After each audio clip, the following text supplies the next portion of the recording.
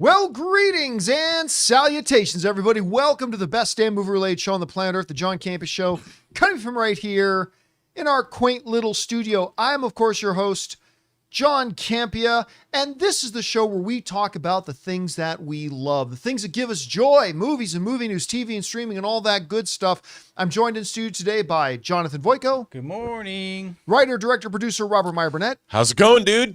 And most importantly, you guys are here. Thank you so much for coming along and joining us today and spending some time with us as we talk about our favorite things in the world. And here's how today's show is going to go. We're going to start off by talking about a few predetermined topics we got lined up for you guys. Then in the second part of the show is when we take your live comments and questions. If you're watching the show live, and you have to be watching live as we're streaming it, and you have a thought, theory, opinion, or a question for us, go ahead and use the super chat feature in the live chat and fire it on in. And as long as it's appropriate for us to address in the show, we'll address it in the second part of the show. All right, guys, we got a bunch of things we're going to talk about here today. So let's get things started off with this. You know, almost every day I'll get a whole bunch of messages being fired into me about, John, did you hear about this? John, did you hear about that? And one of the things that dominated my various message feeds today was, John, did you hear that Avengers Doomsday is officially 3 hours and 45 minutes long? Heck yeah. Crazy, man. 3 hours and 45 minutes Not long. long enough. So To she which said. I thought, well, that's weird. And it's weird for, I mean, you can see right here, like this one's on Reddit, but it's all over the place. A bunch of YouTube channels have it, a bunch of social media channels. But Trizamite, I'm sure if I spent more time, I could find it. I dug and dug and dug, and I could not find where this originated from. Photoshop. But, a lot of these people doing it. But I thought, it is really interesting because that would make it by far and away, like not by a little bit, it would make Avengers Doomsday by far and away the longest MCU movie ever. The fifth longest ever is Avengers Age of Ultron, which is 2 hours and 21 minutes. Then Avengers Infinity War at 2 hours and 29 minutes. Now, if you want to put, by the way, Spider-Man No Way Home as a Marvel film, we kind of qualified it as a Sony film, so we didn't put it in there, but that's at 2 hours and 28 minutes. Avengers Infinity War at 2 hours and 29 minutes. Eternals at 2 hours and 36 minutes. Wakanda Forever at 2 hours and 41 minutes. And the longest Avengers MCU movie, Avengers Endgame at 3 hours and 1 minute. 3 hours and 45 minutes. That's basically 45 minutes. Normally, when you're talking about breaking runtime records, you're talking about breaking it by 5 minutes or 3 minutes or 9 minutes. This is 45 minutes. But we are here to fact check. Is this report true? Spread the news far and wide, fellow munchkins of Munchkinland. Follow that yellow brick road and let the people of Oz know this is not true. It's not true. For one very important reason. Even the Russo brothers don't know how long this movie is yet. They still are going to be doing more pickup shooting in the coming months. I mean, the principal photography is done, but they're going to do some pickup shots. And the final edit is nowhere, it's not going to be locked for like another 5 months. The Russo brothers themselves do not know how long this movie is. They do not have picture lock. Now, is it possible that Avengers Doomsday could end up north of 3.5 hours? Is it possible it could get into the 3 hour and 40 minute range? Of course, yeah, it's possible. I think very unlikely. I don't think Marvel is looking, or Disney wants a movie that's 3 hours and 45 minutes. Now, if the movie's a big hit, when we get into Avengers Secret Wars, all bets are off. But as far as this goes, Rob, we talked about, I see somewhere between the 3 hour, 20 minute mark, whatever. But whether my guess is right or wrong, or your guess is right or wrong, the bottom line is nobody on the planet right now knows the runtime of Avengers Endgame or Avengers Doomsday, because as of this moment, there is no completed Avengers Doomsday.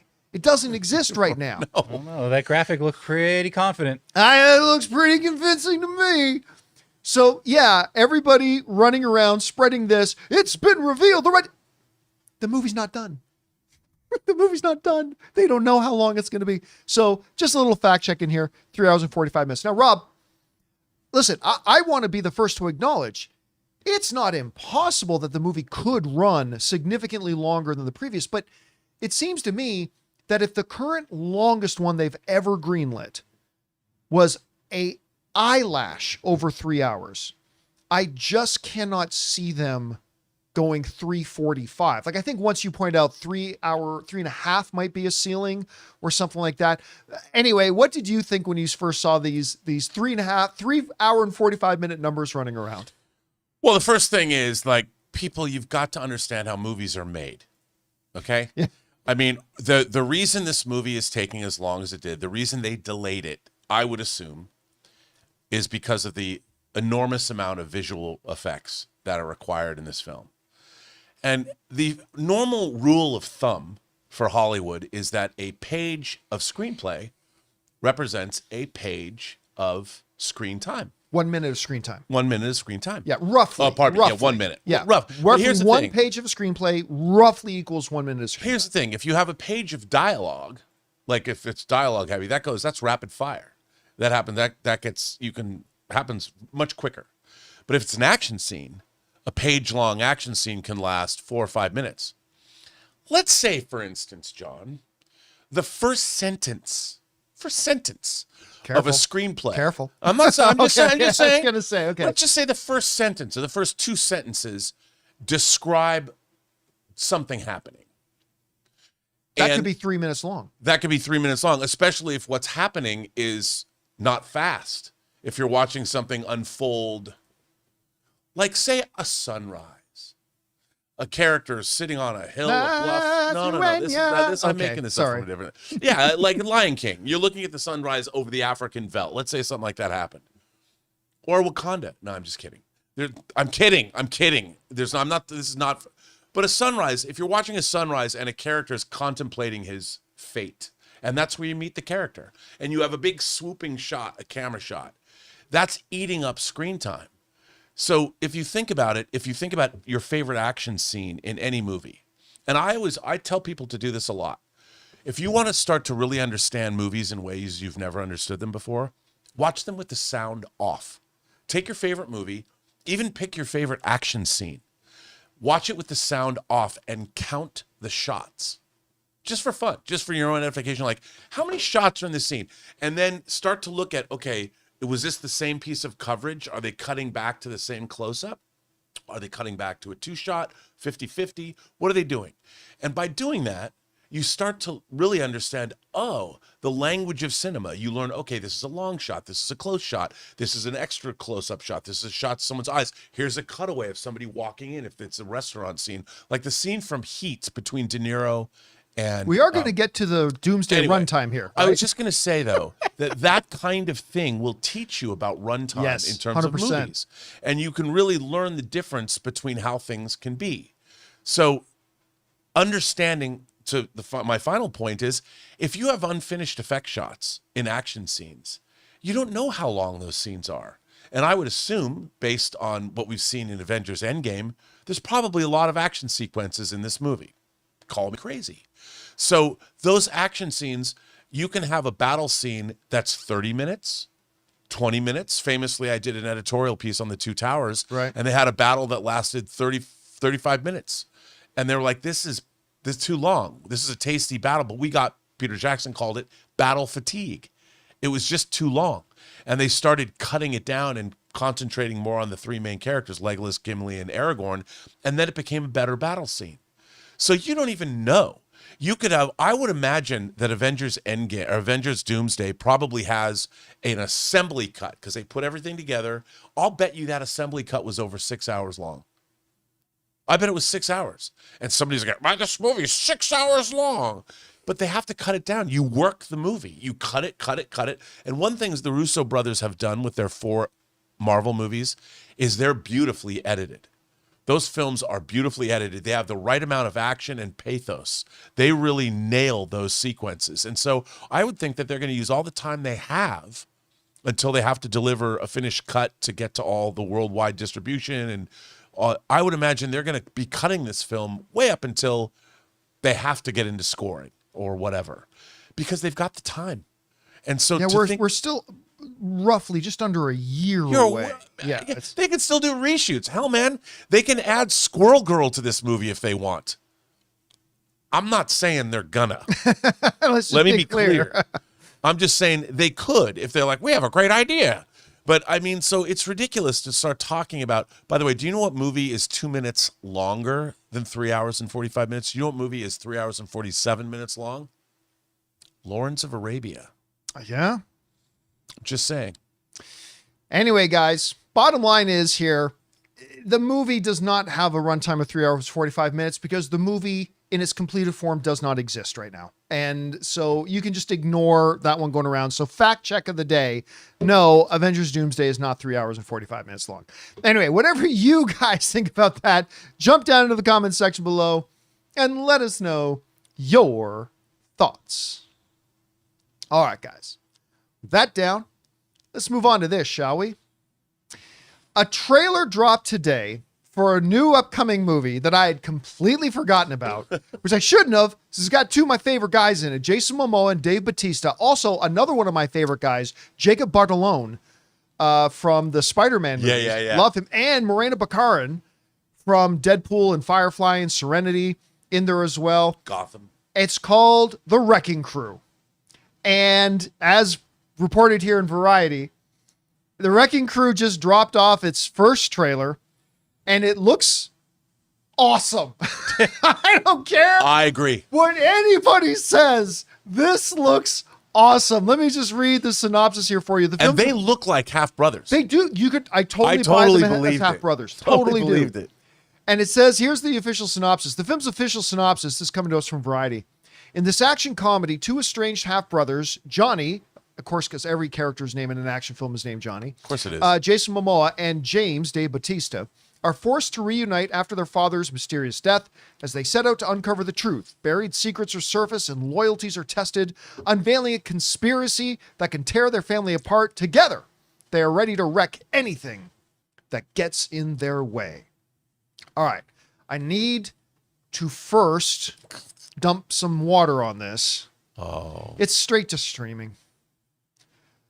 With all the theatrical stuff that Amazon has coming, which they gave us an amazing presentation. They have a great slate at CinemaCon last year, an incredible slate of films that they have going direct to theaters.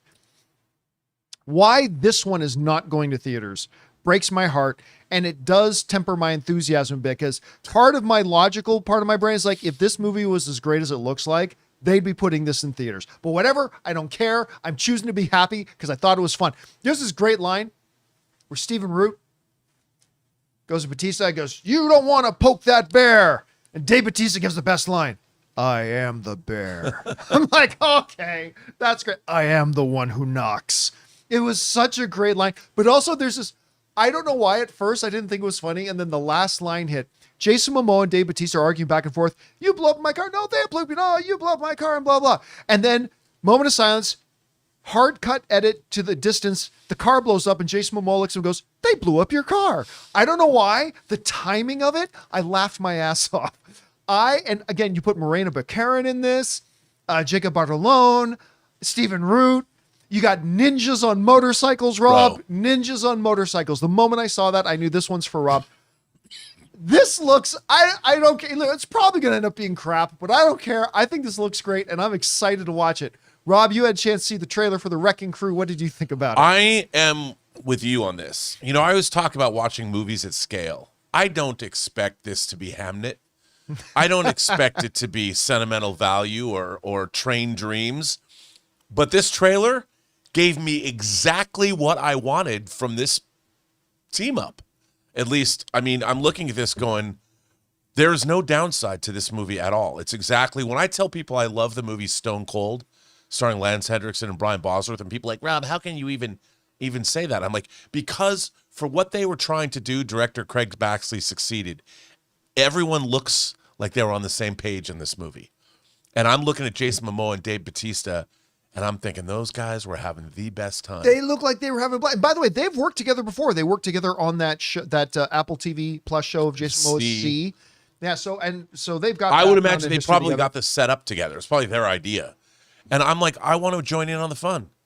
I don't expect to have my life changed. You know, I expect to sit down and see some kick-ass action and some hilarious one-liners. And I am the bear is exactly what I want. That's a great line. Give it Now- to me. Now, here's another thing to temper the excitement a bit.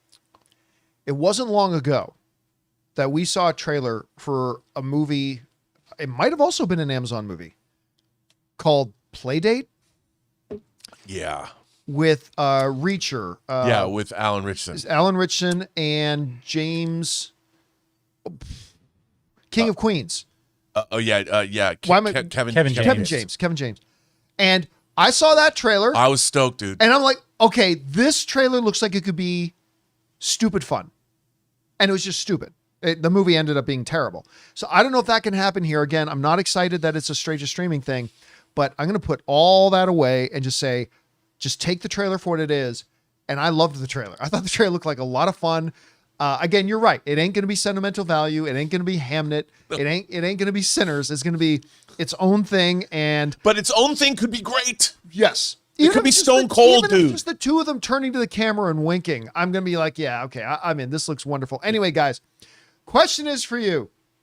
What did you think of the trailer for The Wrecking Crew? By the way, great title for the movie Yeah, as totally. well. Whatever you guys thought about it, jump down into the comment section below and let us know your thoughts. All right, guys. With that down, let's talk about this. You know, every once in a while, I don't do it often, but every once in a while I find a really interesting article. And I'd like us to just kind of talk about it and go down through it and see what we think. Well, you guys remember the other day that Variety, I believe it was Variety, had broken the news that Sebastian Stan, Bucky Barnes himself, is going to be joining the Batman 2 to play alongside of Robert Pattinson, Scarlett Johansson.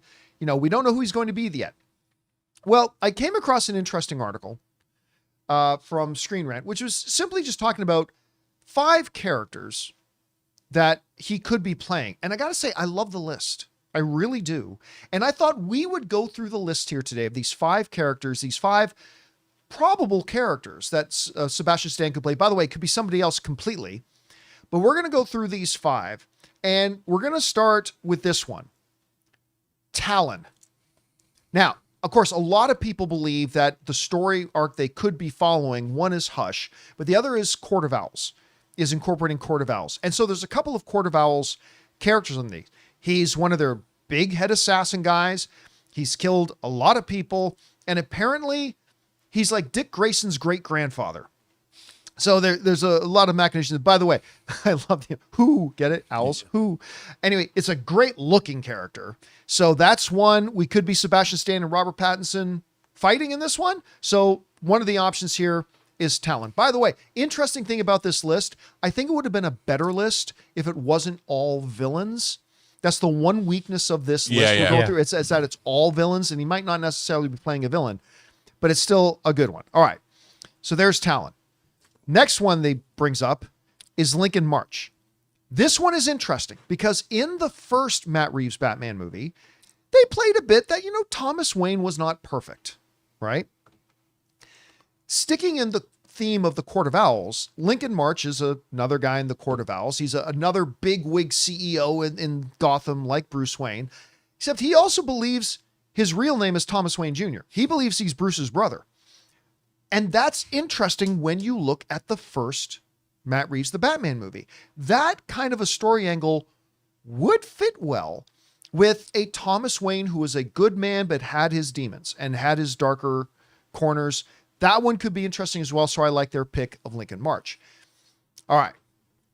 The next one up they have Mr. Freeze. Now, out of all the traditional, you know, pantheon of Batman villains, if his rogues gallery, very early on after the first Batman, a lot of people thought that Mr. Freeze could be an interesting villain in the second. Now, you would have to ground him a little bit more, like make him a little less sci-fi. But the basic story, I mean, the story of, you know, Victor Freeze is a story of Shakespearean tragedy. It really is. And you have to focus on his wife.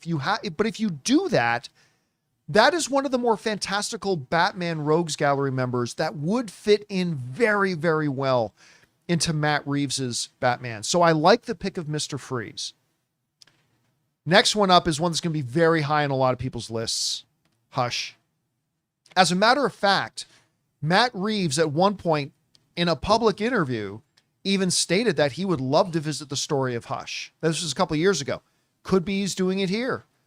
A guy who lived a life parallel to that as Batman's. He was childhood friends with Bruce Wayne, blames Bruce Wayne for stopping him from murdering his parents, all that kind of stuff. And it just leads into one of the more iconic stories we've had in the modern age for Batman. And so playing Hush, especially considering that Reeves has talked about Hush before, that is something that's got to be on our radar. And then the last one, and this is clearly the most popular one that we hear the most of, but is Harvey Dent.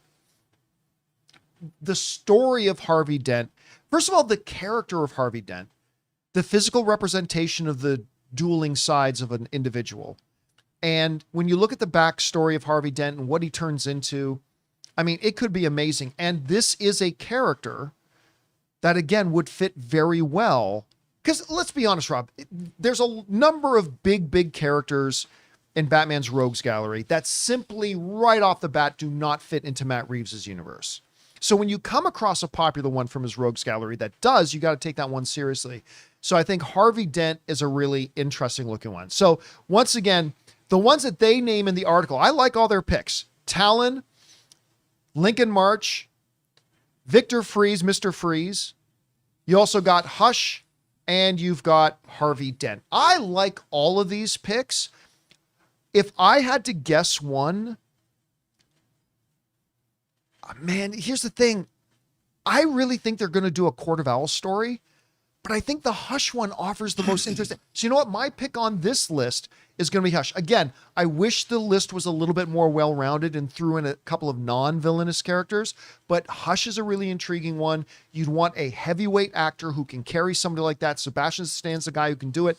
So I love it. So Rob, what do you think about the list? Do you have anybody that you don't think belongs on it? Do you have any that you think wasn't on it that should be? And who would your pick be out of this list right now? Well, I think that Mr. Freeze is too far into the fantastical for what Matt Reeves did with the first Batman. And I think that one of the interesting things about what Matt Reeves did about the Batman is that he incorporated the city of Gotham and the fact that the police department, the mayor, the all of those things, the criminal underworld, we explored a lot of that. Yeah. You know, and I think that he's going to continue to do that because like TV shows like The Wire that I love so much, The Wire spent each season examining a different part of the city. Like, how does a city work?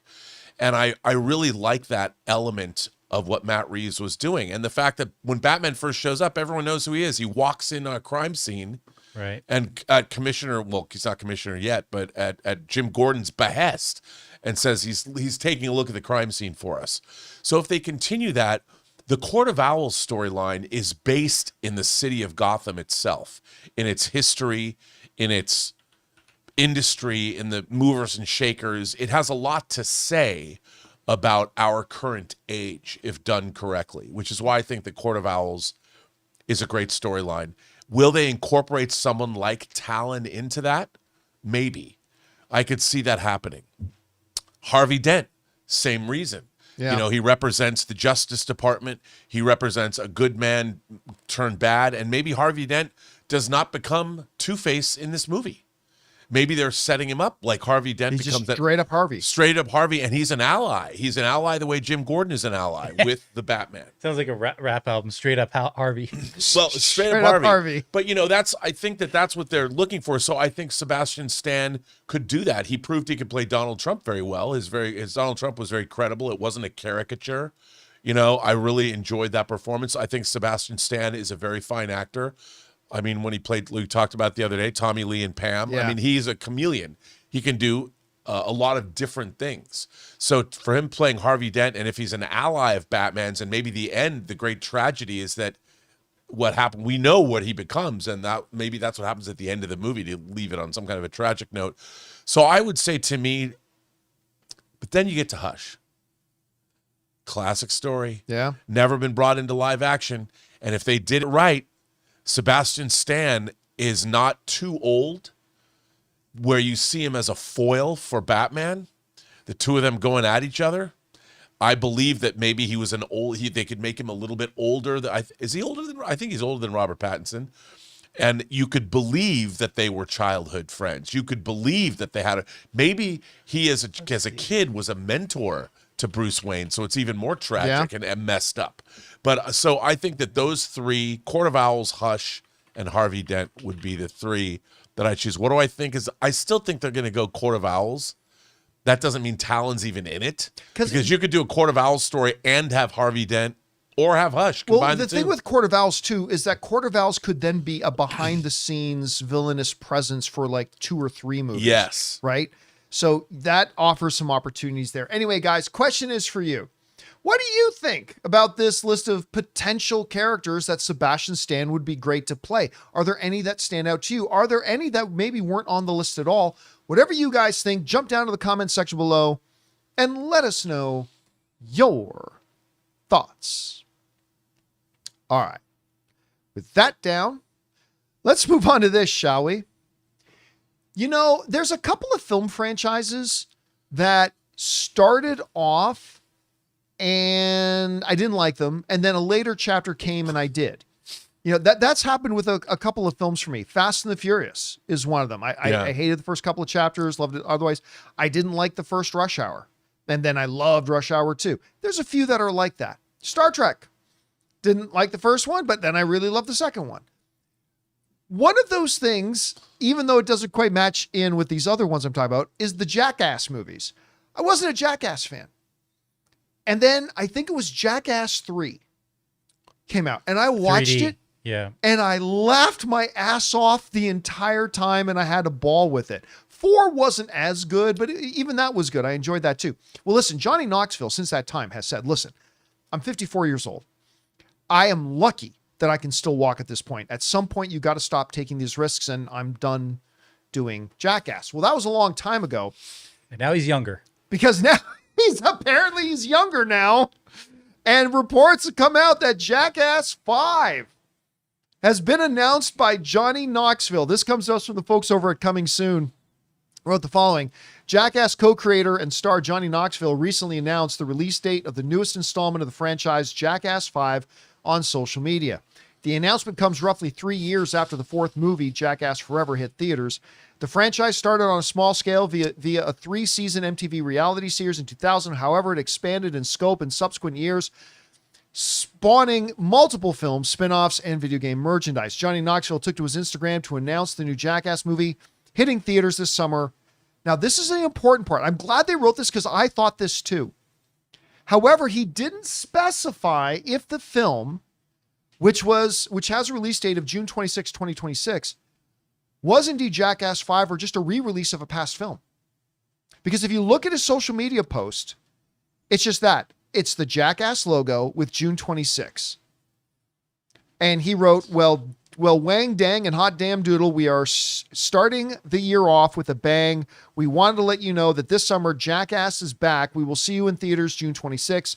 More to come, but we want you to hear it from us first. Now, while everybody is running around and announcing Jackass 5 is coming, Jackass 5 is coming, and it probably is, I do just want to point out that he didn't actually say Jackass 5. He just said Jackass is back in theaters June 26. Could it be Jackass 3 revisited? Could it be, I mean, it's possible it's something else, but we're just going to go with it for the rest of the discussion that it's probably Jackass 5 that he's doing. Okay, first of all, I am excited. I am going to go and watch this. I can't remember who it was. Jonathan, maybe you remember. Mm-hmm. But I don't know if it was Alistair Overeem or another guy, but they got like a big major UFC heavyweight to punch people in the balls. I can't remember exactly who it was, but I mean, I don't know why. I just find these things so funny. I mean, one year they had Butterbean like punching them. Oh, God, I remember But that. yeah. So I'm excited to see it. Rob, all these guys are 26 years older than they were when they started doing this in Dude. 2000. Johnny Knoxville is in his mid-50s now. I've sat and talked with Johnny Knoxville a couple of times. Really cool guy. A little frail looking, to be honest with you. I mean, again, just this picture alone of when he Jeez. got tossed around by a bull. I'm like, you can't keep doing this, man. You can't. Now, maybe, you know how he's hosting the new Fear Factor show? Johnny Knoxville's hosting the Fear Factor house, whatever. Maybe he's just like the host of Jackass now, and he doesn't actually do anything. Yeah. Maybe they're bringing in a new younger batch of sacrificial lambs to come in and to throw the in new front class. of, bulls and whatever. The new batch. The new batch, batch. Jackass, the new batch, the new ass, The fresh ass, ladies and gentlemen, coming in. I don't know. Anyway, Rob, what do you think about Jackass coming back? And do you think it's going to be the crew minus Bam? But do you think it's going to be the crew with Johnny Knoxville and these guys doing such, or do you think it's just going to be kind of him hosting it and maybe another group of guys, or do you think it's going to be a Jackass 4 or Jackass 3 just coming back to theaters? What do you think? Look, Jackass isn't my thing. It's funny. I reluctantly laugh at Jackass when I've watched it. I want to think that I want to live in a world that's better than Jackass, but we don't. But I think that it's, I almost want to see, does a Jackass have to die? Does a Jackass have a certain age? I want to see what as you age, what more Jackass stunts can you do that are more age appropriate? If so, I would love to see Johnny Knoxville. I'm sure he can think of something. Oh, I'm sure he can think, but can he do I it? think he needs to lead. He needs to lead the troops, dude. He can't admit that a Jackass gets old and a Jackass never dies. He's got to lead those troops. Now, I do believe there's probably some new ass. I think they should call it Jackass the New Ass. Jackass Instead will of the return next class, in the new Avengers class. Doomsday. Yeah, Jackass the New Ass. Because that would be a funny title, and I would go see that movie. But I think you're probably going to have a new crew that you can exploit over social media and MTV's gone. But I think it's going to be Johnny Knoxville leading the team. Would that be Steve-O? Would Steve-O? I'm sure Steve-O would come He'd back. come back because yeah. he's got his podcast. He seems pretty game. So why not? I just can't see Johnny Knoxville at 54, 55 at the time, crawling into a bull ring again or anything like Maybe that. not that, but like maybe they'll descend him into like a pit of Despair. The pits of despair. that this is what he's doing at this part of his life. Maybe. I don't know. All right, guys, question is for you. What do you think about this? I'm intrigued. I really am. Although I will admit I'll be less intrigued if it's not Steve-O and Gotta bring the stars back. I don't know. But at their age, should they be doing shit like this? I don't know. Whatever you guys think about it, jump down to the comment section below and let us know your thoughts. All right, guys, listen. We still got a number of things we need to cover here today. But before we jump into what's more likely and talk about Disney's live action Tangled has now cast its two main leads, Tom Cruise has actually shot a lightsaber fight for Star Wars Starfighter. That's according to Sean Levy. And we're going to talk about all that kind of stuff and play overreaction. But before we do, there's a whole bunch of other things going on in the world of movies and entertainment that we simply don't have time to talk about in depth. But we want to make sure you guys are kept up to speed. So this is a little segment we often refer to as In Other News. First up, the nominations are in for the 53rd Annie Awards, the animation industry's biggest night celebrating outstanding achievement in animated films, TV shows, shorts, and more. Leading the field in feature film nominations are Netflix and Sony's K-pop Demon Hunters and Pixar's Elio, each scoring 10 nominations, the most of any film this year. Other top contenders include Disney's Zootopia 2, obviously. Now, across categories, K-pop Demon Hunters picked up nods in major areas from Best Feature to music and voice acting, highlighting its broad industry appeal. The Annie Awards are presented by ASIFA Hollywood, and the winners will be revealed at the ceremony on February 21st, 2026 in Los Angeles. Next up, filmmaker James Wan, known for Aquaman, The Conjuring, and other big screen hits, has publicly offered to direct the upcoming Avatar 4 if original creator James Cameron decides to step aside or scale back his role on the project. Wan said in a recent interview that he'd love to take a crack at joining the massive sci-fi franchise, though he stressed this would only come into play if Cameron wanted to hand off the reins. At the moment, James Cameron and Disney haven't officially confirmed whether Avatar 4 will move forward or if Cameron will remain as a director, and Wan's comments don't change that reality. But they do signal that other major directors are already thinking about the future of Pandora's next chapter. Of course, this all comes on the heels of James Cameron hinting that he might want to lighten his workload on future sequels, so the idea of collaboration or even a new director isn't off the table as far as the franchise goes.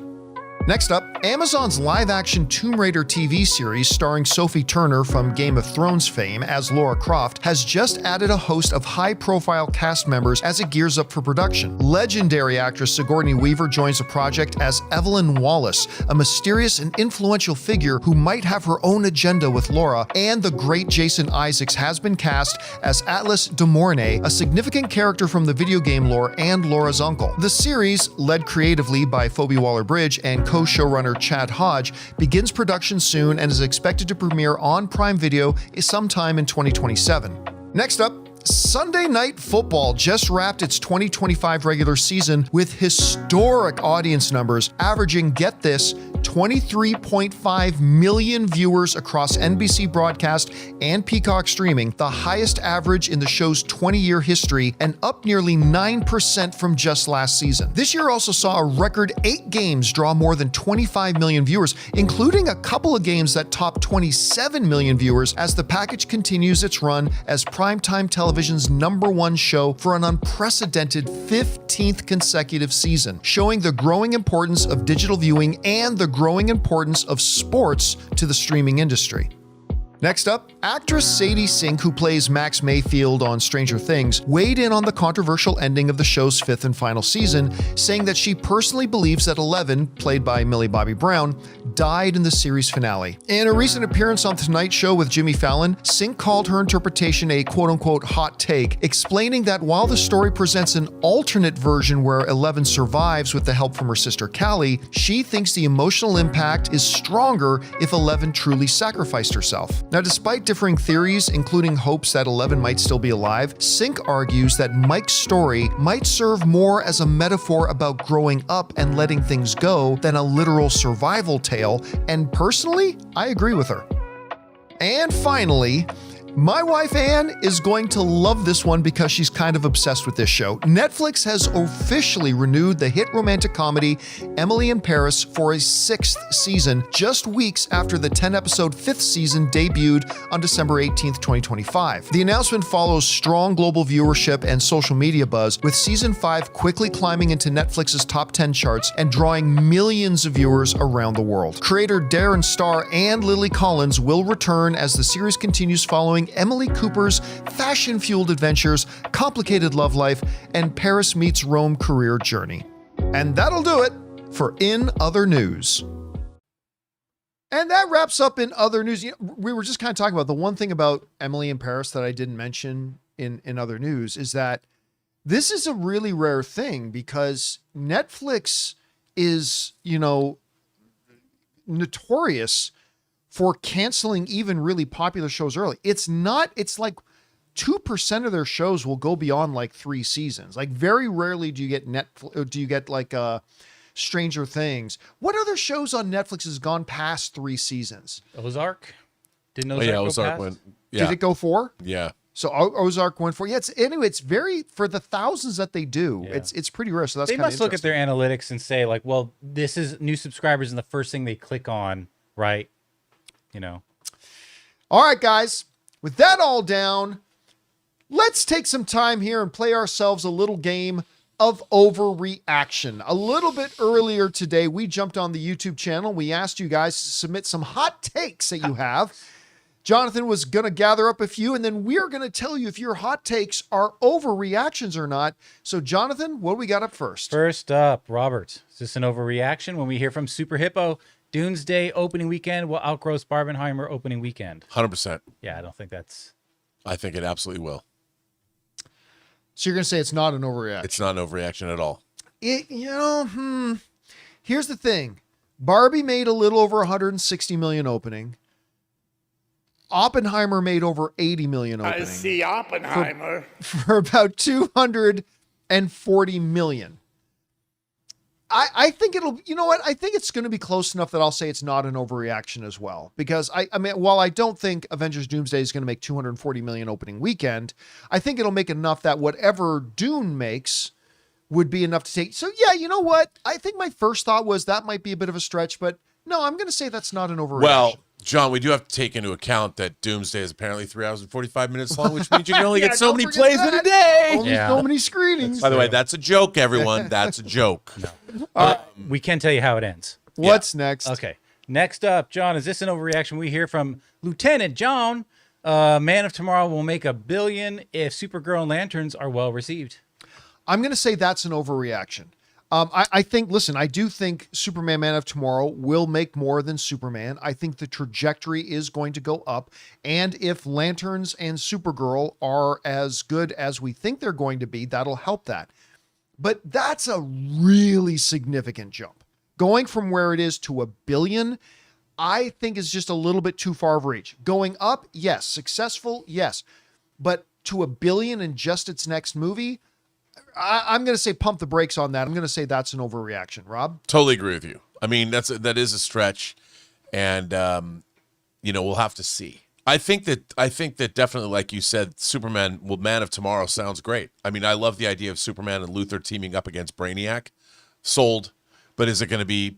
It depends how the movie is. Yeah, but and the first movie was great. It has record high audience scores, super strong, no pun intended, super strong critic scores. Everybody liked it. It's going to help, but I just think getting to $1 billion in just the next film, give it a little bit more time. I agree. Give it a little bit more time. All right, what's next? Okay, next up, Rob, is this an overreaction? When we hear from Trevor West Official, with Denis at the helm, the next James Bond movie not only has the potential to be a Best Picture contending film, but also $1 billion movie akin to Skyfall's box office take. Well, I mean, all of those things are distinct possibilities, but do I think that it's going to be that good? No, I don't. I think the possibilities are always there if they haven't come to pass. But I think it's an overreaction only because I don't think anybody expects that of the new James Bond movie. Only one James Bond movie of the 25 official Bond films ever grossed over $1 billion, and that was Skyfall. The other movies have not had nearly that kind of box office. Some got close, but I do think that this is a reinvention out of necessity of the franchise. So I don't think it's going to make that much. Can it compete as a Best Picture? I would say probably not, because it's the 26th movie in a franchise. I mean, more than that if you want to consider the original Casino Royale from the 60s, and if you want to consider Never Say Never Again, a Bond film. It's not part of the official canon, but whatever. So I think it's an overreaction. I'm going to say no way is this an overreaction. I think this is going to be hotly anticipated. I think whenever you are kicking off a new Bond, there's a lot of buzz around it. I think a lot of it will have to depend on who it is they cast for it as well. But it's Denis Villeneuve. Every movie he does is a potential Best Picture nominated film. Not that it always does, but it's always got the potential to be it. And I think there's going to be a lot of excitement surrounding this. He's going to be going from Dune right into James Bond. Could it do that? I'm going to say, listen, if we've never had a Bond film do it, I would say, but it has been done. It has been done, and this could be bigger than that. Now, will it? Time will tell, but I think the potential's there, so I'm going to say it's not an overreaction. All right, what's next? All right, we're going to go back to you, John, with this one from Mate. Is this an overreaction? If Doomsday is very good, then Secret Wars will be the highest grossing movie of all time. That's not an overreaction. Now, the first part of your statement is vital if Doomsday is really good. Because I think we know it has the potential to be amazing, but potential and actualizing something are two different things. So, I mean, they could execute poorly. This movie could fall on stage. But if, in line with your scenario, if Doomsday is great and knocks it out of the park, then yes, then Secret Wars, because look, Rob, while a lot of us, including me, and I think it's fair to say including you, have lost some of the luster for the MCU that we once had. The last number of years, the MCU has been hit and miss. Some great things, some not so great things. It's just that our expectations have changed, but I think everybody wants to love the MCU. We want to go back into the MCU and go into an MCU movie and come out jittery and jumping and excited. We want that to happen. It's just that Marvel hasn't been delivering it. If they do deliver it with Doomsday, I'm going to say the potential for Secret Wars to then become the highest grossing film of all time is absolutely in play. So I'm going to say it's not an overreaction. Rob, what about you? I agree with you. I mean, I think that, look, for what we know, what I know, what you know, I think that they're putting their very best foot forward with Avengers Doomsday. And it's a franchise that has yet to miss. We've had 4 Avengers movies. All 4 of them have been incredibly successful.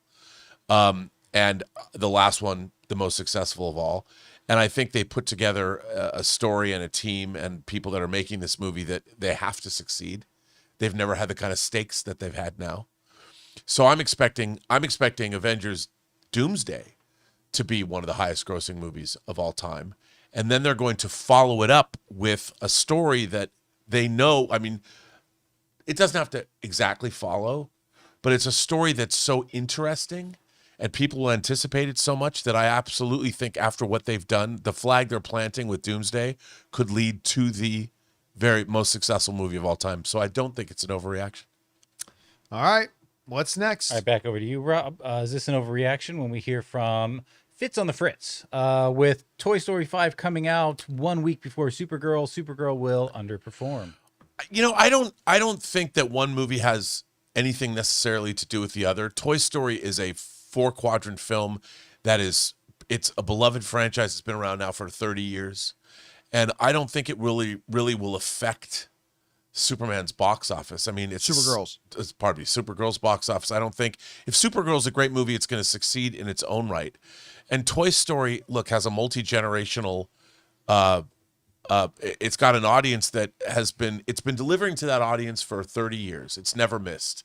And I think that Toy Story 5 probably won't miss, but I think all a great movie like Toy Story 5 does is put people in theaters, and when they see posters for Supergirl, they want to see something else that makes them feel like Toy Story 5 did. They want to see other things. I think great movies, a high tide rises all ships, and I don't think it's going to make Supergirl underperform at all.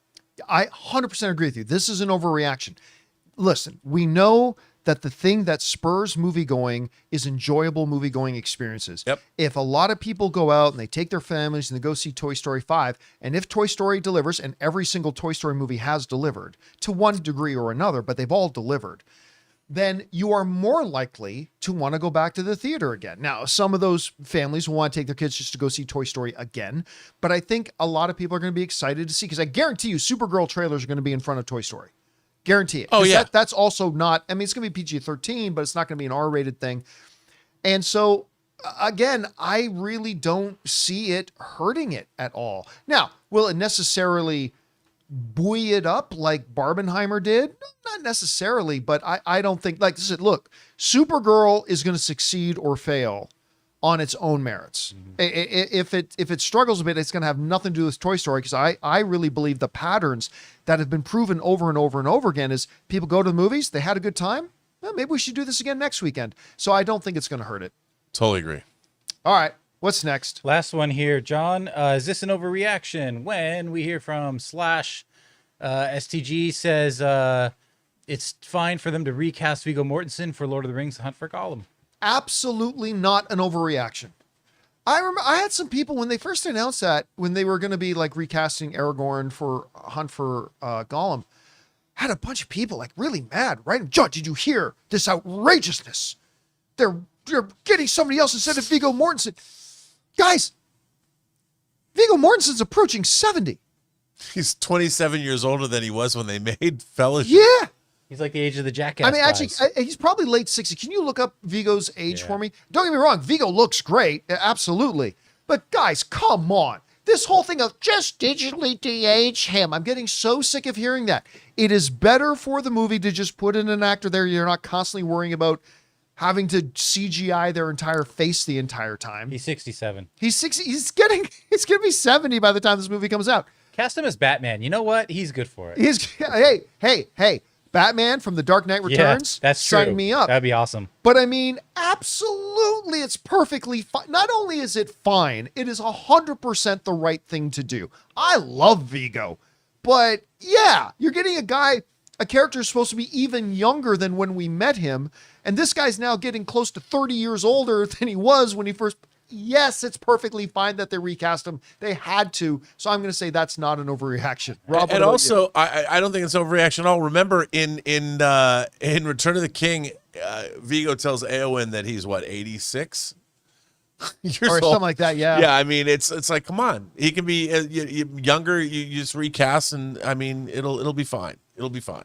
Somebody in the live chat saying, "Well, wait a minute, Ian McKellen's coming back to play Gandalf because Gandalf is a white-haired, wrinkly old man." Yeah, and he's part of the Astari. He was already an old man. Yeah. He's thousands of years old. Yes, know? that's right.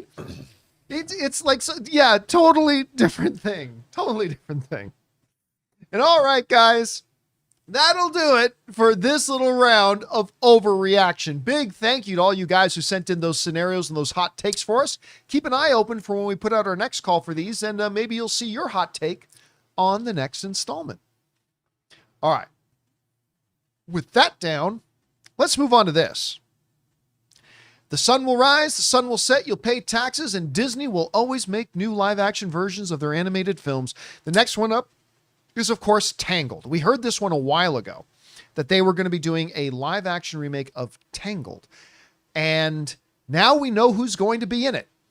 And if you don't recognize the names, you would be forgiven, because I've never heard of either of these two, and that's perfectly fine. This report coming to us from the Hollywood Reporter, who are telling us that Walt Disney Pictures has let down its hair and has found the starring leads for Tangled, the live-action adaptation of its 2010 animated movie. The studio has chosen rising Australian actress Tegan Croft and Milo Manheim, totally made-up name, star of Disney Channel's musical Zombies franchise, which I've never watched, for the respective parts of Rapunzel and the curious and plucky would-be princess with magical hair, and Flynn Rider, the cocky outlaw thief who helps her escape from her tower prison. Now, if you're looking for reason to be optimistic about it, here it is. Michael Gracie, who directed Better Man and The Greatest Showman, is directing this thing. Better Man, which was a terrible idea because I told you guys in advance nobody would go see it, and nobody went to go see it. But it apparently was very, very good. Like everybody who saw it liked it. It's just that nobody went to go see it. I hear it's a prequel to Primate. So. Which I'm going to go see later today. I'm very excited about watching that. Terrible idea, but the movie was really good, according to everything I've read and seen and talked to people. And then The Greatest Showman is my number one. I think I'll argue on this one. It's the greatest musical ever made in Hollywood. I think it's just the best musical ever made. I love it. The fact that he's directing this thing gives me a lot of hope, because that's the most important factor, who's directing it. I know nothing about these kids. I know nothing about them. I can neither feel good nor bad about it because I have no litmus test. I have no bar. Although I will say that dude, Manheim, he looks like Flynn. Yeah. He's, I'll give him that. They got somebody with a really good look, and that looks like a young Britney Spears. Am I crazy? Does that not look like a young Britney Spears? Anyways, I don't know anything about either of them as actors. I mean, they look like the kind of people that would work in this live action film. That's why they were cast. I mean, you know. Yeah, and listen, and they're in-house. Disney has worked with them. They're part of that Zombies franchise, again, that I've never seen. So that's fine. This is something that can launch careers or kill them, depending on how they go. He can play Timothée Chalamet's younger brother. And you know what? He really could. You know what? This is a good one to do a live action remake of. Yes. This is a charming, fun movie. And if they can capture, and listen, they got the absolute bang perfect director to do it. The absolute perfect director to do it. I love this guy. And so, you know what? I'm going to go into Tangled with some optimism. I mean, it might end up being one of their bad ones. They've had several of those. But I'm going to go into this one optimistic strictly because of the director involved. Anyway, Rob, you heard about the casting. What do you think? I think it's great. I like Tangled. I thought the movie was delightful. And I think, you know, the two of them look like they are perfectly cast. You've got to look, A Better Man is an insane movie, and I love it. And I love Greatest Showman. So why not? I mean, there's nothing about this. Look, am I going to be over the moon waiting for the Tangled live action film to come along? No, but that's just me because I'm old with one foot in the grave. But I think this is, as far as they're putting this together, this is something to look forward to because the talent behind the camera is there. I would think. Why not? Get excited. Tangled's great. Tangled was way better than I thought it was going to be when I thought it was going to be inflicted upon me. Do I have to go to this? Yeah, we don't talk about it. That Tangled doesn't come up a lot, but it's when you stop. Everyone it was loves Tangled. Really a good little movie. It was really not the best one they've done, but but it was a great little film. People love it. You know what I compare it to in a lot of ways? Elemental, which is another one of those. I could see that. Disney went that was a wonderful movie, but doesn't get talked about a lot. I think Tangled is one of those too. Anyway, guys, question is for you. What do you think about this? We now got the 2 leads cast for Tangled, and I am kind of interested in the film, not because of who they cast, because I don't know anything about them, but because of who they got directing it. That's the key thing for me. Whatever you guys think, jump down to the comment section below and let us know your thoughts. All right, guys. With that down, let's move on to this. You know, as somebody who's grown up as a bleed the Force and midichlorians Star Wars fanatic since I was a child. It's always fun hearing stories about the behind the scenes stuff like Steven Spielberg was actually on set of this day and so and all that kind of stuff. Well, we've got a Star Wars movie coming that I am more excited about than I've been for any Star Wars project in a while. And that is Sean Levy's Star Wars Starfighter. That's coming. I'm extremely stoked about it. It's got an incredible cast. It looks great. It's like the sounds of it is perfect. It looks like it's finally going to be kind of breaking new ground, all that kind of stuff. I'm excited to hear. Well, Sean Levy, who of course just recently did Deadpool and Wolverine. He just wrapped up Stranger Things. He's of course directing it. And apparently he just had somebody come on set and help him shoot some stuff by the name of Tom Cruise. Now, this comes to us from Gizmodo, who writes the following. As a part of a brief profile of Levy published by the New York Times today, the paper revealed a delightfully odd fact from the set of the new film. Tom Cruise paid a visit and helped shoot a scene.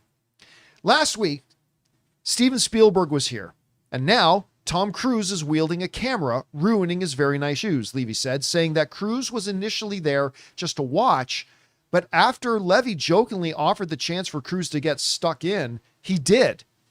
Now, when you see the movie, you'll know that part of it was shot by Tom Cruise. I mean, how cool is that? That's a fun factoid as is, letting Tom Cruise join an elite tier of people who've actually managed to help shoot a Star Wars movie since The Rise of Skywalker was released in 2019, more than some of the directors Lucasfilm has publicly hired to actually direct Star Wars movies in the last 7 years even. But what is interesting is the scene the Times says Cruise helped shoot. The paper describes what Levy and Cruise were filming as a lightsaber duel in the water. All right. So this is fascinating on a couple of things. First of all, we know, especially if you watch like a lot of the making of stuff of the recent Mission Impossible films and Top Gun Maverick, Cruise has kind of fallen in love with cinematography. He loves the shot, right? He loves getting the shot. And he's kind of infamous for doing whatever it takes, whatever danger that may involve, of doing whatever it takes to get the shot. And this, I can just picture this thing. By the way, how cool do you have to be in Hollywood to say, oh, they're shooting a Star Wars movie? I want to go visit the set as they're filming it. Who's Disney going to say yes to that to? Oh, Tom Cruise wants to come visit. Oh, sure. Yeah, come on in, Tom Cruise. It's a handful. He's one of them. Yeah. How cool is it that Cruise, this guy who's just obsessed with the shot, they literally just had him in a camera and said, shoot it. I remember one year, this is going back years, but the Academy Awards, he literally was just backstage and he's like, hey, I want to present this next one. And they let him just go do it. And he read off the teleprompter and he did it. I mean, he's the guy. Now, that in and of itself is fascinating to me, that Cruise got to just take the camera, go in and shoot the scene. That's amazing. But then there's this other little seemingly throwaway tidbit of information that is like, wait a minute. lightsaber duel? In all the stuff we've heard about Star Wars Starfighter, ain't nothing ever been mentioned about lightsabers. So the very fact that now we know for a fact that there's a lightsaber duel, it kind of leads some credence to some theories about this kid in it. Might be a Force-sensitive kid that needs to be protected or taken to a new Jedi Academy somewhere or whatever that may be. I mean, we could run wild with our speculation. But the very fact that there is a lightsaber duel involved, could we see Ryan Gosling's character as kind of like a Kanan from Rebels character, where was he or like what's the big Star Wars video game series right now? Force Unleashed? No, not Force Unleashed. The big popular one right now. Yeah, I'm thinking of his name. The one with the redhead dude who plays it. Anyway. Is it Kestis? Fallen Order. Cal Kestis. Yeah, Cal Kestis from Fallen Order. Yeah. Not Jedi like a bit of a Kanan or a Cal Kestis, where like maybe he, as a youngling, he had some force strength and he still got his lightsaber. They've kind of been there and done that before, but I'd be down for it. So anyway, so now not only is Tom Cruise on scene, like the guy who loves the shot running around shooting scenes, he's actually shooting an action sequence of a lightsaber duel. I find this absolutely fascinating. And Rob, you'll be happy to hear this. After this movie comes and goes in theaters, if they're still making physical media and this comes out on physical media, I will get this physical media thing just to see if they include that in the behind the scenes stuff of Tom Cruise actually on set shooting. I'll be there for it. Anyway, Rob, you heard about the story. You read the article. What's your takeaway from it? Well, I mean, it doesn't surprise me, you know, that's how like Daniel Craig showed up as a stormtrooper. But with Tom Cruise, I mean, the one thing about actors, really good actors, Tom Cruise has been acting since before 1982. Risky Business was 43 years ago. So if there's one thing Tom Cruise knows how to do, it's find his lens and understand how an action scene is shot. I mean, we're 30 years into the Mission Impossible franchise, so he would understand. I mean, obviously there are union rules they would have to like turn a blind eye to, because you can't just have somebody use a camera on a set, so I'm sure everybody said it was okay. But it would be interesting because I'm sure Tom Cruise has a really good eye for a frame, you know, and having him, if especially maybe it was a multi-camera shoot where they were shooting both sides of a fight. And if he was, I would love to have a guy like Tom Cruise on my crew shooting an action scene, because the man knows. I mean, he's not, as a producer, as an actor, he's never directed a feature film before, but I could see him doing that. It wouldn't surprise me if he transitioned into it. Oh, 100%. You know, 100%. You can tell he's going to be a director. I mean, I don't know why he hasn't, to be honest, at this point, but I could definitely see him doing that if he found something personal to him. But the camera, I just love the fact that, you know, he was over there he wasn't in England doing the Inarritu movie. So they're doing The Digger. Right. So he probably they might have been sharing a soundstage, or they could have been shooting at Pinewood together or something. And hey, can I come visit you guys? So I think that's really cool. And first of all, who doesn't want to see I didn't know that I wanted to see a lightsaber duel in the water, but now I do. So I want to see, well, what does that look like? Like, what happens how do you fight in the water? And if you dip your lightsaber while it's ignited in the water, will you electrocute the other guy? I don't know. It just heats it up. Yeah, I'm not sure how how deep the are energy of the Kyber crystal works. And is it a lightsaber duel underwater? Probably just means like on the water. It could be like low tide. I know. I don't know. I don't know what it means. We kind of saw something like that in The Greatest, which was The Rise of Skywalker. I mean, how could you forget? That's true. That was pretty cool. Yeah. I mean, look, you know, hey, listen, as many thoughts that I have, all negative about The Rise of Skywalker, I will say, turn off the volume and just watch that scene. Yeah. Cinematically, it's a really good looking really cool. scene. It's a good looking scene. I'll give it that. There's a lot I'll of great give it looking that. stuff in that movie. Yeah, there is. Just got to hit mute. Turning off the sound, though, is a perfect way to watch it. Yeah. Put on some EDM music, Tiesto or something. All right, guys. The question is for you. What do you think about this? This isn't a rumor. Like Sean Levy himself, the director of the film, saying, yeah, Tom Cruise is here. Got into it. I said, you should shoot some stuff. And he took him up on it. He picked up the camera, went in and shot a lightsaber fight for the movie. I think that's amazing. And now we've also learned that there are lightsabers in it. Does that mean there's going to be force? I mean, maybe it's a force sensitive. Maybe Ryan's character just collects old artifacts and has a lightsaber. I mean, who knows? Whatever you guys think about this, jump down to the comment section below and let us know your thoughts. All right, guys. With that down, it's time for us to go into the most important part of our show, which is, of course, taking your live comments and questions. But before we do that, we have to do the important work of saying good day to writer, director, producer Robert Meyer Burnett. Great job as always, sir. We'll see you again tomorrow. I'll be back. I'll remotely. Remotely, that's right. No, today's Thursday. Dude, can you believe it? I thought today was Wednesday. I know. Oh my God. Yeah. So we'll see you in remotely tomorrow.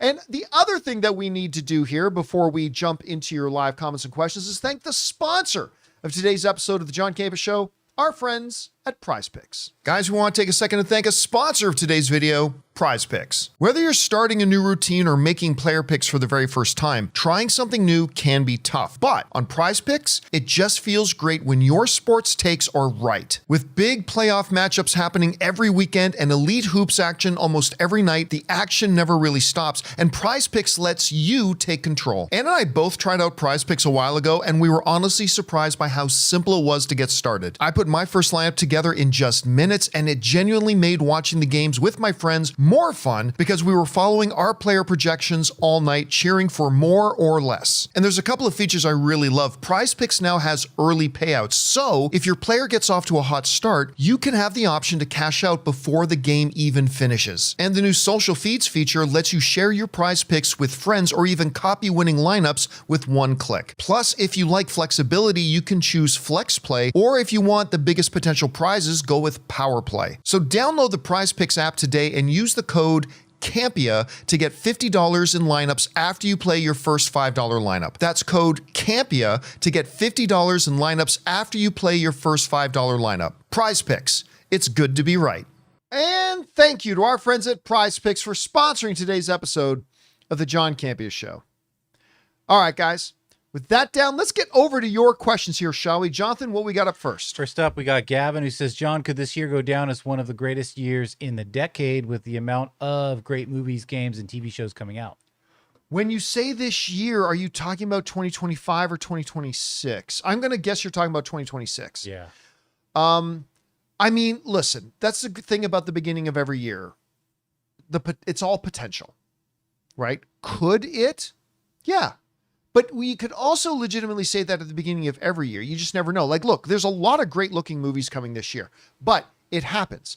Every year, some of those great looking movies turn out to be disappointments. I'm sure that'll happen here as well, but how many of them will do that? And how many of them will actually exceed our expectations? But in pure potential, yeah, it could. It could. We'll see. All right, what's next? Ismael Montoya says, hey, John, 3 or 4 leaked trailers have were about fathers and children over. No, they weren't. Anyway, keep going. 3 or 4. Yeah. X-Men trailer is Cyclops fighting. This is where he's coming from. That X-Men trailer is Cyclops fighting because of his son who's AKA Cable from the Deadpool universe. Thoughts on my theory? No. Like you could also say, you could throw in anything there. Cyclops is fighting because somebody laid a finger on his butterfinger. I mean, there's nothing there to support that. That's compelling, though. So it is compelling. It's compelling. I mean, the Wakandan one had nothing to do with that. There was, like, on its face value, there's nothing in the X-Men one to suggest that at all. So I'm going to go ahead and say no to that. At least that'll be my take at any rate. All right. What's next? My name is Dave says, hey, John, I watched Sinners again for the 8th time. Oh, there's a $20 super chat, by the way. Oh, my God. Thank you, man, for supporting us on that level, dude. So I watched Sinners for the 8th time. While I loved One Battle After Another, Sinners is still the best movie of the year. Ryan Coogler directed the shit out of this movie. Brilliant direction and masterpiece storytelling. Dude, listen, for me, Sinners is still the best film of the year. Now, don't get me wrong.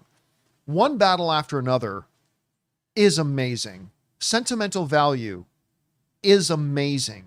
There's a Frankenstein is amazing. There's some great film this year. But yeah, for me, and it is really starting to look like One Battle After Another will win Best Picture. And that's fine. I have no problems with that because the movie is great and it's a worthy winner. But if I had a vote, it would still be for Sinners. That would be my vote. All right, what's next?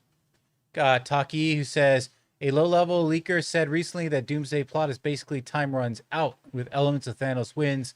Is this anywhere close to the truth or BS? Well, okay, look, take out completely, forget the fact that I've been exposed to everything that's going to happen in Doomsday. Take that out of it. That's a spaghetti against the wall statement. Time runs out is literally the story in the comics that leads into Secret Wars. So it's anybody can just come out and say that. So I wouldn't pay much attention to that at all.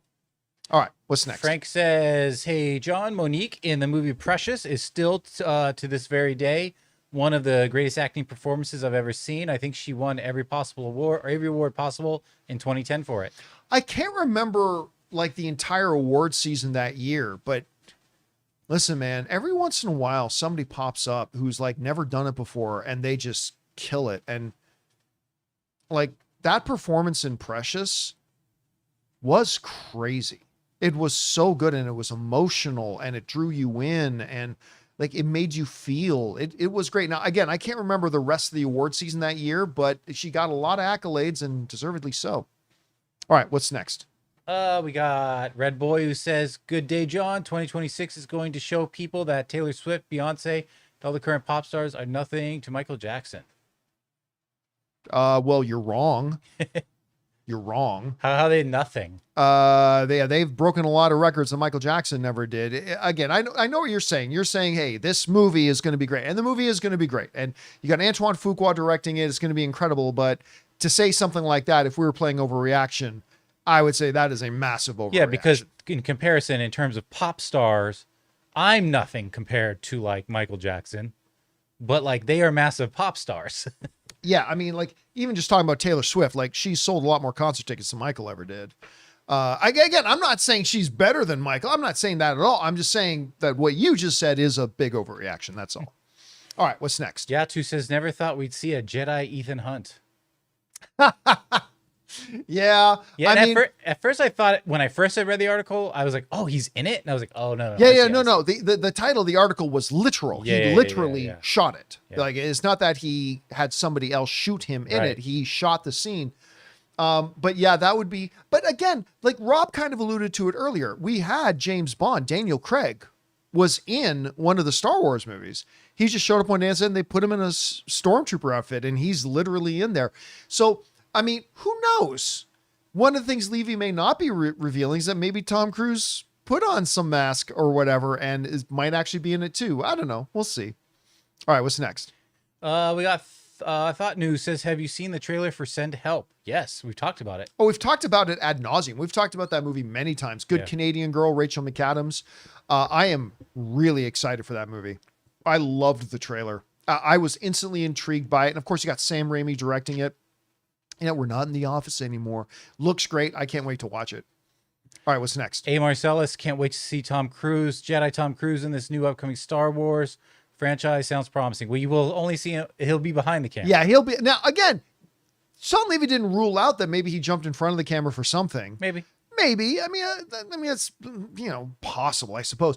But yeah, I am very interested now in watching this scene. And I'm sure we'll all know exactly when it happens. How many lightsaber fights in water can there be in this movie? So we'll know that's the one that Tom Cruise shot. So I'm kind of looking forward to that. Well, we can't really answer this, but I'll read it. Mate, does Loki have a big amount of role in Doomsday? Not going to answer that. But.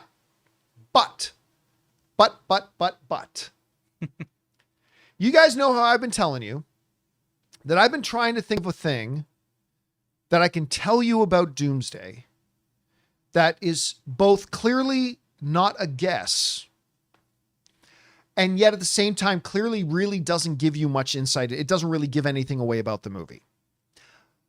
I ran this by Rob earlier and he agreed. So I'm about to give it to you. Okay, here you go. Again, don't expect that you're going to know a bunch about Doomsday from hearing this, but when you watch Doomsday, you'll remember this and then you go, oh, this is what they were talking about. Okay. So here we go. This is the little bit about Doomsday I can tell you that will make it clear to you once you see it, but is not actually giving anything away. Okay. Here we go. The TVA plays a significant role in getting the ball rolling for one of the major narrative pieces of the movie. Now, again, hearing that TVA has something to do with something, that gives nothing away to anybody who doesn't know anything about the movie. That's fine. But I'm just saying, so once you watch it now, the TVA, and it has nothing to do, somebody in the live chat saying it's Toby, has nothing to do with Toby. I've seen the other report going around about the supposed leak of Doomsday. It's completely wrong. That one is completely wrong. But do know this, the TVA, their existence plays an important role in something that happens in a major narrative thing. And again, the whole thing that it has something to do has nothing to do with Toby, just so you know. All right, there you go. That's it. What's next? Justin, TVA, I'm out. All right, well, then don't go see the movie. We got Ian who says, I know it's not movie related, but Jags over Bills. What you think? Skeezy Trev been going off. You know, listen, they've won what, 8 in a row? They're pretty scary right now. Trevor Lawrence finally showing the potential that he showed coming out of Clemson. But at the end of the day, he's playing against the MVP. I think Josh Allen at some point puts on the Superman cape and just carries the Bills to a win. But we'll see. All right, what's next? Okay. Tim says, will Netflix put Warner Brothers movies on digital release before going to Netflix? Warner Brothers movies made a lot of money on digital release like Apple. I think that whole structure stays the same. Everything stays the same. Guys, remember, Netflix is not going to run Warner Brothers. Netflix is going to own Warner Brothers. They're going to oversee it, but they've already stated it's going to run as its own independent company. They will, of course, answer to senior leadership. They will have Netflix executives who will serve on the board of directors of that. Absolutely. But it's going to be business as usual for Warner Brothers. Except that I'm sure that once Warner Brothers films are done their theatrical runs, a lot of those films are then going to go right to Netflix. Some will probably go to HBO Max. Many will probably also go to Netflix. So that's going to be the only real change, I think. All right, what's next? Chris Parker says, I'm surprised that you guys read the script. Is that how you wanted your first experience of the story to be? First of all, I never said I read the script. I may have. I'm not saying I did. I'm not saying I didn't. But you have to understand, for me, I've expressed this many times on the show over the years. I'm one of those people that it doesn't really, like, knowing a story before I see it doesn't take away my experience at all. It really doesn't. Now, it's a little different when I'm watching a television series and I watch it week by week, year after year after year.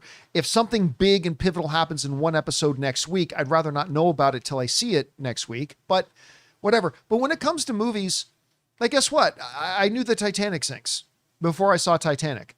I've read the book of a Project Hail Mary. I've read it. I know the whole thing.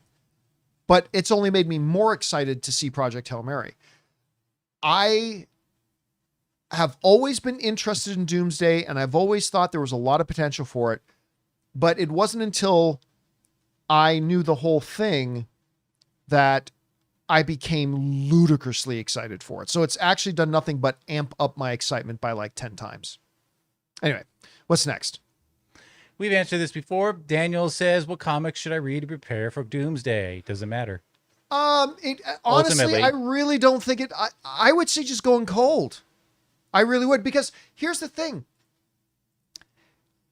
Especially in the MCU, but everywhere, other than something like Sin City, the comic book movies that have their namesakes also in comics are often very, very different. Age of Ultron was very different from the Ultron storyline in the comics. Civil War was totally different than the comic book story of Civil War. Days of Future Past was completely different than Days of Future Past in the comic book. So it's just, there really isn't anything you need to read to go in. Like, if you want to go in and read Secret Wars and Time's Up and all that kind of stuff, you can, but I don't really think you need to. I don't think you shouldn't, but I don't think you need to either. So I would say just go in cold. All right, what's next? We got Daniel with a $20 super chat. Oh, thank you, man, for sending that in, dude. Hey, John and crew, I'm going to see Labyrinth in the theater today for its 40th anniversary. What movie that you have never seen in the theater would you like to be re-released so you can go see it in the theater? Ooh, that's a good one. I got to do one of those a couple of years ago for Lawrence of Arabia. because I'd never seen Lawrence of Arabia on the big screen. And then this was Yeah. a number of years ago. And then it played in LA and I got to go do that.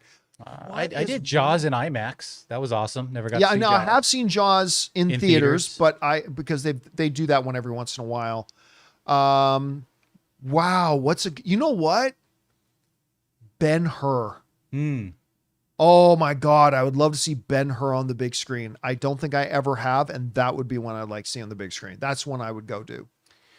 All right, what's next? Johnny got lost with a two-parter. Yesterday you mentioned it's not likely RDJ to win an Oscar for Doomsday. 2 weeks ago you made an offhand comment. Doesn't mean you're going to see his face. So let the speculation begin. I think RDJ will be horribly scarred and not be a Tony variant, but just Victor Von Doom. Okay, that's interesting that you think that. Yeah. I can't say anything else, but I'll just leave it at that. Yeah, that's All right, his what's thing. next?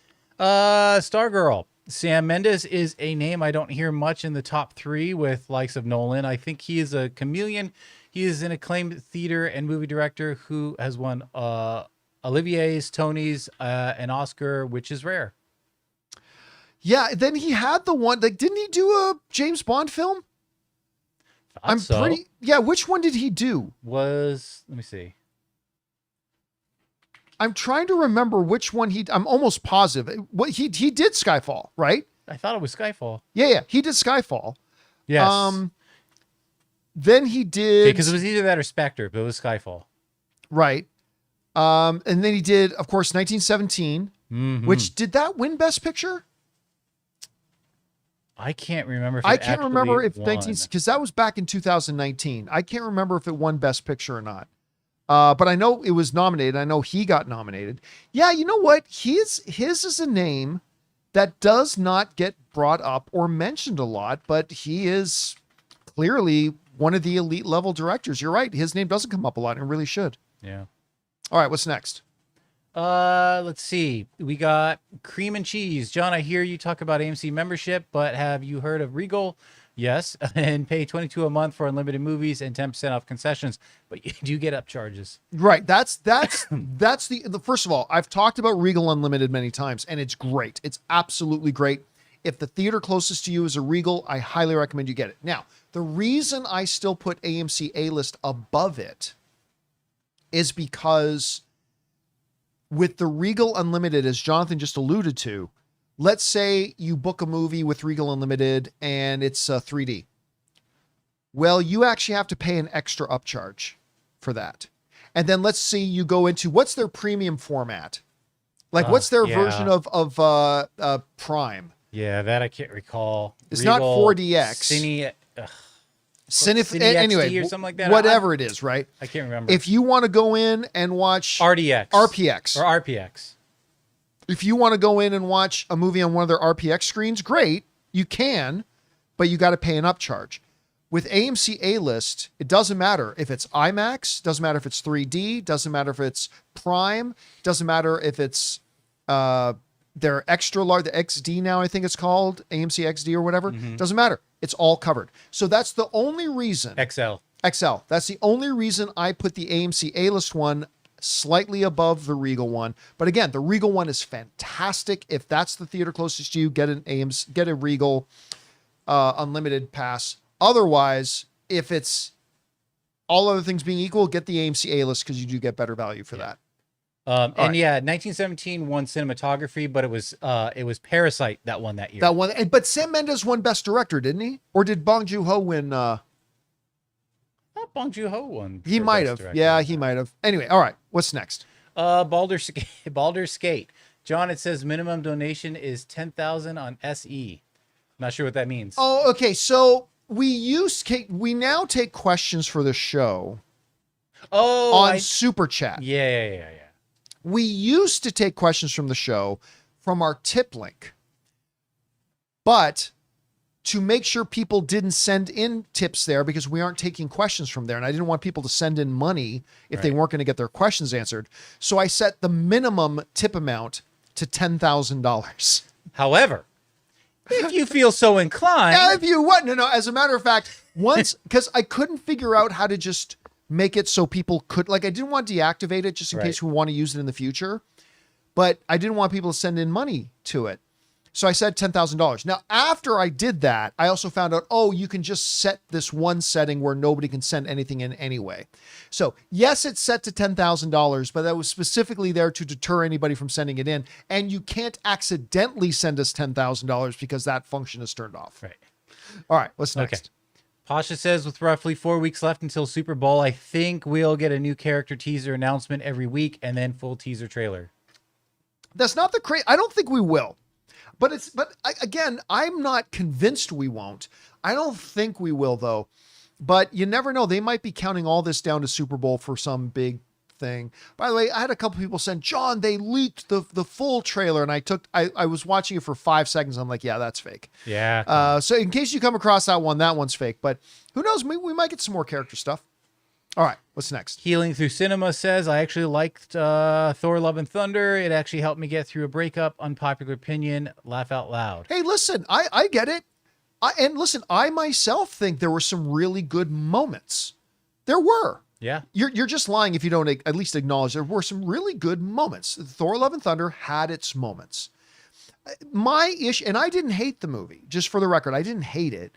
It's just that it was a significant step down from Ragnarok. And for me, the great thing about Ragnarok and much of the MCU is it finds that great balance. It knows when to make things more serious, and then it knows when to break that up by bringing in levity, and it always has that good balance. What I found with Thor Love and Thunder was that it swung the pendulum way too far to the silly. Like, it's Bao, the god of dumplings. I'm like, oh God, really? Really? Like, it just went too slapstick. And that was my thing. But listen, I'd be lying to you if I didn't tell you that when I first watched it, the audience I saw it with laughed a lot.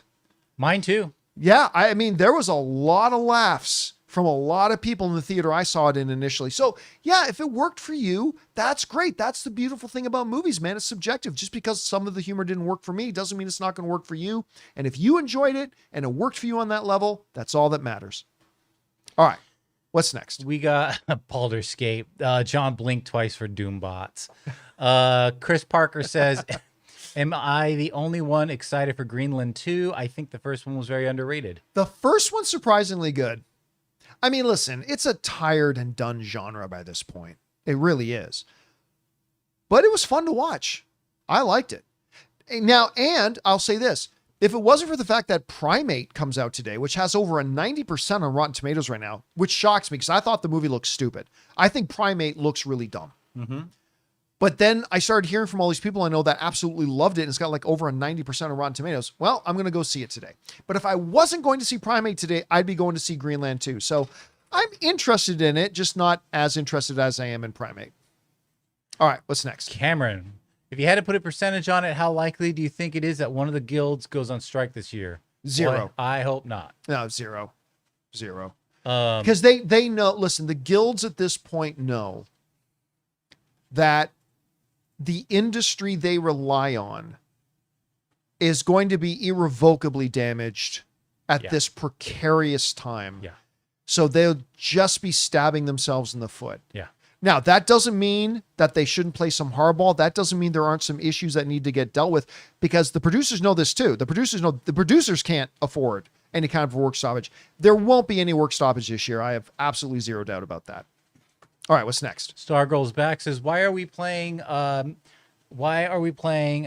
and Gakpo? Both will be hugging the lefts. I'm not sure. I can't even read this. JC might not be the best player, but No idea what they're talking about. Let's move on. Green Bastard says, in Doomsday, the only thing I'm really hoping for is the Russos understand how most feel about what they did to the Hulk and give him Savage redemption, but I think Savage Hulk back in Spidey.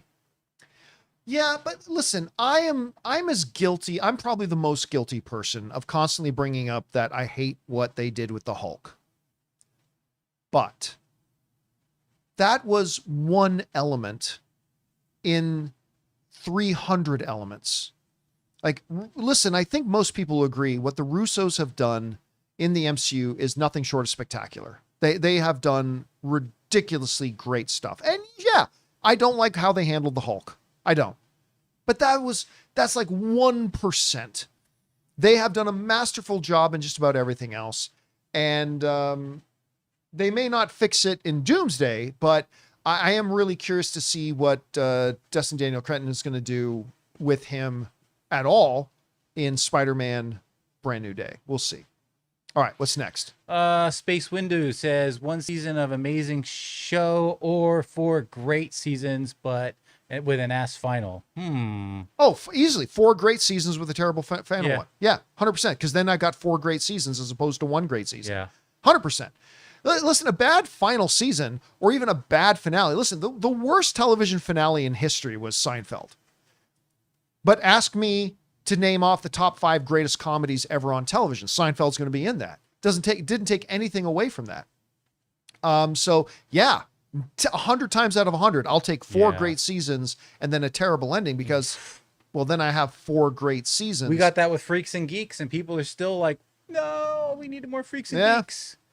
All right, Connor McCurdy says, have you gotten a chance to watch Fallout yet? I'm really enjoying this season so far. Thanks for all you do. I'm 1 season behind, 1 episode behind. I have still not started watching Fallout Season 2 yet. I was so just talking to bingeable, Ann, though. because Ann comes in my office this morning. She's like, hey, don't forget the pit's back.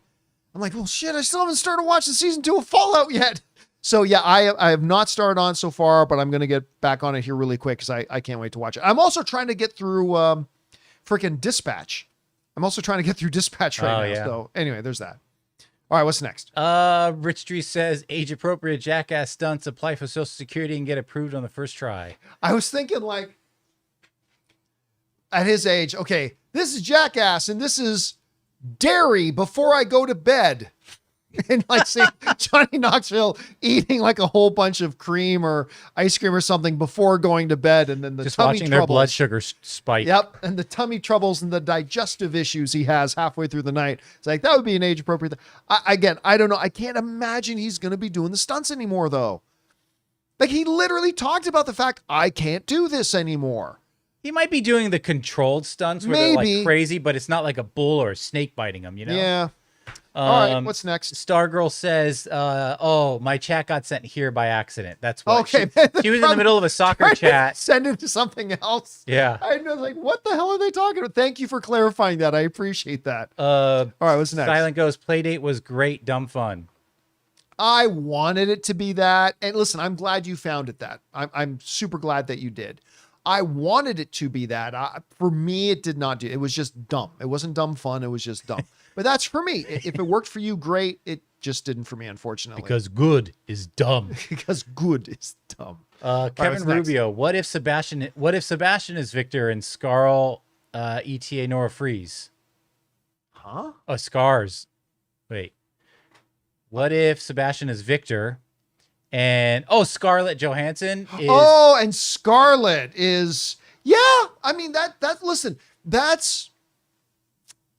I mean what Kevin's referring to is there's a popular theory that Scarlett Johansson is going to play Nora Freeze.